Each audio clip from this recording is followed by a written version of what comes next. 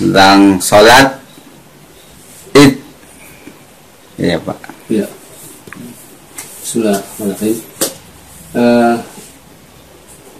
Tahun ini kita sholat Idnya itu berbeda dengan tahun-tahun lalu, dikarenakan dengan adanya kondisi pandemi COVID-19 yang dikategorikan sangat ganas ya, penyebarannya juga akibat dari terkenanya atau terjangkitnya virus. Maka dari pihak Pemda maupun dari MUI ya menghimbau untuk tidak sholat Id di masjid maupun di lapangan. Sebaiknya sholat Id di rumah dengan keluarga. Ya. Ini bagus ya, ini bagus sebagai juga pembelajaran bagi kepala rumah tangga, bapak-bapak yang selama ini sholatnya di masjid atau sholat Id di lapangan, ya.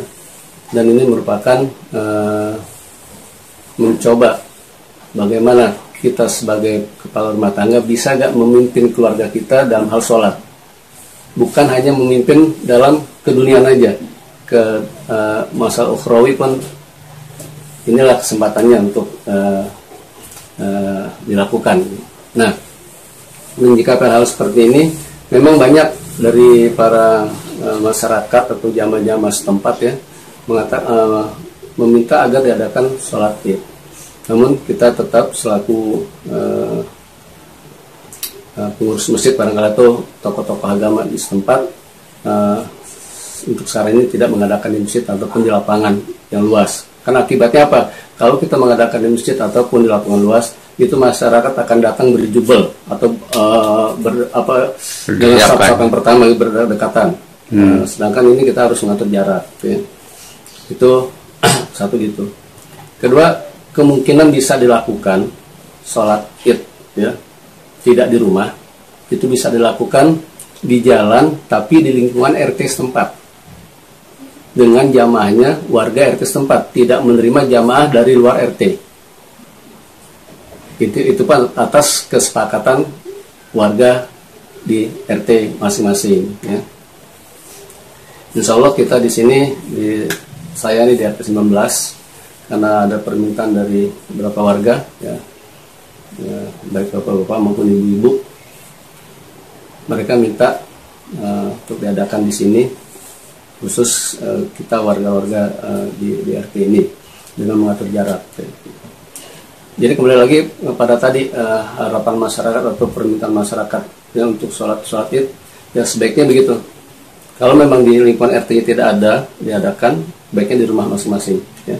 Sambil mengukur diri kita. Mengukur diri kita sebagai kepala rumah tangga, bisa gak kita memimpin keluarga kita dalam hal ukhrawi dan urusan akhirat.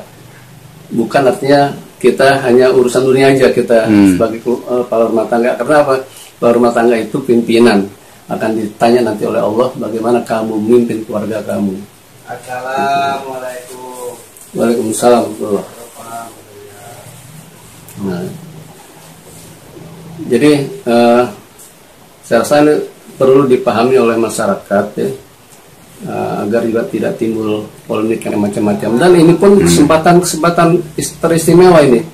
Kemungkinan pelaksanaan sholat Id di masing-masing ini kemungkinan hanya tahun ini ya, tidak akan mungkin terjadi lagi. Seandainya tahun besok kita masih diberikan usia panjang oleh Allah Subhanahu wa taala, terus kita ketemu dengan Ramadan dan Idul Fitrinya, kemungkinan sudah tidak ada lagi pandemi wabah ini diangkat oleh Allah, gitu kan?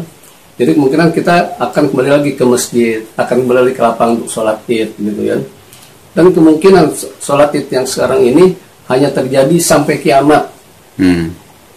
Yang kita doakan pun tidak akan terjadi lagi di tahun-tahun berikutnya. Ambillah, raihlah kesempatan ini ya.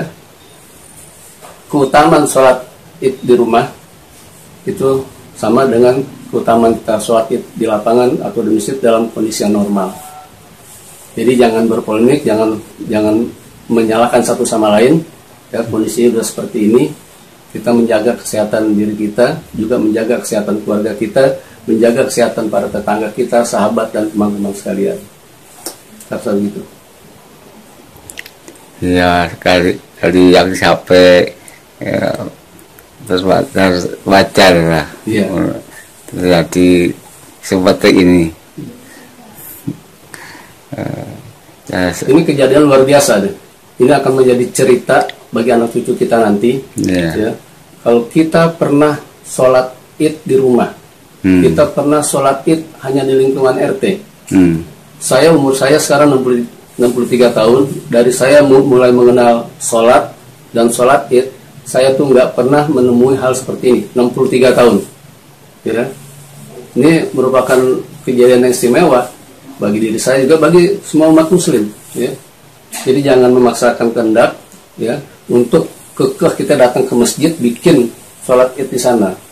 Itu akan terjadi saf rapat, ya, saf rapat. Dan inilah yang dikhawatirkan akan menyebarkan si COVID-19 itu. Terus mungkin ada yang tanya, kalau misalnya tadi di lingkungan RT kok safnya seperti itu berjarak?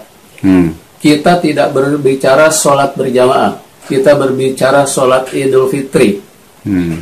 Ya, dan ini kondisi dalam keadaan darurat, boleh kita melakukan hal seperti itu. Begitu. Ya, terima kasih. Ya. Mudah-mudahan warga lebih tahu dan mengerti. Terima kasih, Pak. Perlu kesabaran dan ketawakalan. Ya. Insya Allah Allah akan bersama kita, membantu kita dan mengampuni kekurangan kita dalam pelaksanaan sholat Idul Fitri, ya, tanpa kemauan kita sendiri. Ini kondisinya yang menghendaki seperti itu. Allah Maha Tahu, Maha melihat apa-apa yang dikerjakan oleh hambanya. Ya, sekian, terima kasih Pak. Ya, sama-sama. Haji, mudah-mudahan puasanya berjalan Amin. dengan lapang, ya. Amin.